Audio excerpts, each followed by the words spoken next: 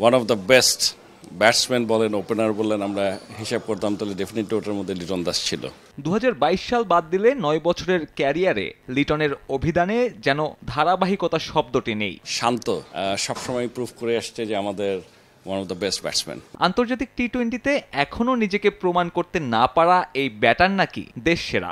সৌম্য সরকার একটা সময় বড় বড় দলগুলোর সাথে যখন আমরা প্রথমে এসে জেতা শুরু করলাম, যেটা নাকি আগে কখনো করে নেই, সে কিন্তু আমাদের জিতিয়েছে। সৌম্যর পক্ষে সাফাই গাইতে এখনো টানা হয় 9 বছর আগের একটা দ্বিপাক্ষিক সিরিজের ইনিংসকে। অবশ্য এই দীর্ঘ সময়ের ব্যবধানে বিকল্প তৈরিতে ব্যর্থ ক্রিকেট বোর্ড ব্যর্থদের আগলে রাখতে খোঁড়া যুক্তি দেবে, এটাই তো স্বাভাবিক। তবে স্বাভাবিক যেটা নয় তা হলো দর্শকদের আবেগ।